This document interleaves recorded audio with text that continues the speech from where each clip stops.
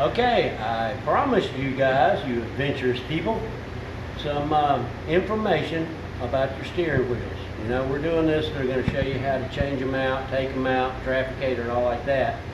So I've already cleaned up the steering box, you saw that. Now what we're going to do is look at some choices that we have out there in steering wheel replacement. We will start though over here with what you originally had. This right here is an original. The original is 16.5 inches wide. That's across. All right? And it has already its own built-in collet. And you've got your tightening and loosening here, which these are reverse thread for your adjustable. I'm going to be showing you adjustables because I don't have any fixed in right now. This steering wheel to replace, the skinny little one, this thing right here, 16.5 inches original, the replacement steering wheel is $400. If you wanted to go with that, not a problem. It's saving you a little money because you don't have to buy another hub for another steering wheel. But that's that big Ralph Crandon bus steering wheel that a lot of people have got them broke up and they want to replace them. Okay? So, here are some of your choices. We're going to go over here. I'm going to show you some of the choices, if that don't roll off, that are available. This right here is a 4-spoke Monolita. Now, it's 15 inches, so you can see the difference here on how much space it's going to give you versus the original. It's going to be that much smaller. Gives you more belly space too. That's the 15. This 4-spoker Monolita, I gotta turn that, it's going to fall over right here. They're a little more expensive. The 15-inch Monolita 4-spoke flat is like $500, I think, for this, just the rim. And then you have to buy another $180 for the hub assembly. You may need the plate and screws here. This could go up to about $700 range for this one. There's another one here. This one is an old original Monolita. I know because I've had it for 35 years. This was a dealer option and I've kept it to put it on some car one day. It is the 3-spoke over the 4-spoke. And I think these things are running like about $400 just for the wheel in the reproduction. But this is an original one. And one thing about the original, I'm not sure if this is for a Healey or not, but I want to show you something in just a minute here. It's got a longer hub here, which it makes it stick out quite a bit. So I haven't used that yet on this. All right. There is another smaller one that you can buy. These are Tourist Trophies.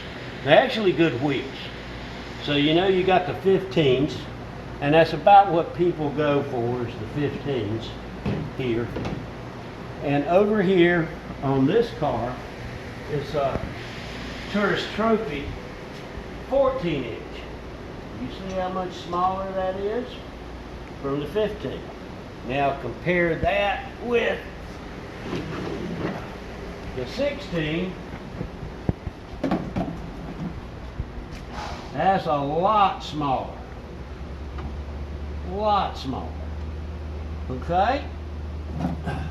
Those run about 310, 320 without the hub assembly. So you can get real small. If you go a lot smaller, turning is a lot harder for you. So 15 is really pretty good. Now I'm going to show you another one in just a second. But there are 2 places that you can get custom wheels made. This one here is a 15 by 15 3/4 wide. That is a Limpert wheel. That was custom made for Devin for his car. And you can see the difference between the 15 and the 15 3/4 right there. He didn't want the 16.5, but he didn't want the 15, so he had this made by Mike Limpert. It's a great wheel. And he had, at that time, the hub assembly here was made. He had it made all machined down and polished to chrome, which he thought would look beautiful. Problem was, when you're driving it and you have that all shiny, when the sun hits that right there, it blinds you. So when we were doing the trafficator on this, we had to take the hub assembly off, sand it down and rough it up and paint it in a semi-gloss black. So he said it looked great, but the sun would hit it and it hit me in the eyes and it's like, ah. There's also, you can see what I was talking about, the difference here between the hubs. Let's see. My hub here, I'm not sure what part it came off of. It was definitely longer. So when you collapsed it, it stayed up higher. All of them you're getting these days, they're gonna look like this. This is what you get for your 180 bucks. Now, we're going to go quickly over here and keep running to the other building, and I'm going to show you one other tourist trophy. It's less expensive. Moss has them. I like them. We'll get by all the little kittens here.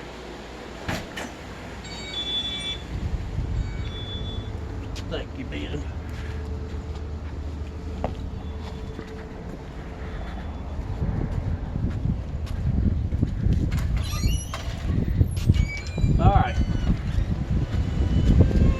Right here, another 15 inch. And this 15 inch rim is a 3-spoke slotted. It is a tourist trophy here.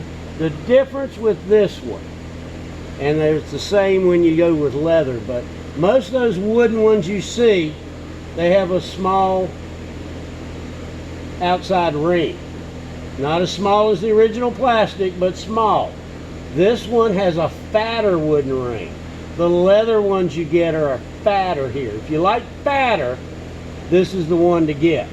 They're less expensive. This one is a 310 plus 180 for the hub. That brings it out to about 390. But if you like the fatter, but that's what the 15 inch would look like on a 106 3000 early. All right, now we're going to go back. I'll show you two other things so you can see how much fatter that is. If you like a fat grip, great. That tourist trophy wood.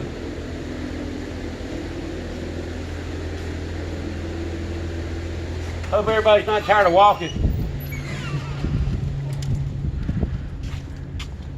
Okay, now I'll show you something about the hubs. Look, all the families out here enjoying the porch. Take a shot of that. The babies are out here going, ooh, I like it out here. All right, so back in here, perimeter alarms. The other thing I want to show you, when you go to take the trafficator out, the originals got, and all of them have 3 screws right here. This holds the trafficator into the wheel. The original has slotted screws if it hadn't been replaced. They can be froze slap up. You want to hit them with Silicrol and let them soak for a while, because if it breaks off, you're in a world of hurt. So these, you were able to take the screwdriver for the originals and screw them out. That brings the screws out where you can pull it out. That was on the original 16.5. Now, the new ones here, the hubs you get, they have Allen head screws, much better. And they'll be metric because you know it's probably made in China. So you would screw those in and out, and as you screw it in, you can see how it comes in. That will lock, as we'll show you later, your trafficator in place. And depending on when it was built and who made it, it could be metric. This one is. Now, another thing. There were 2 different kind of lockdowns. This is original, this is original. They both work.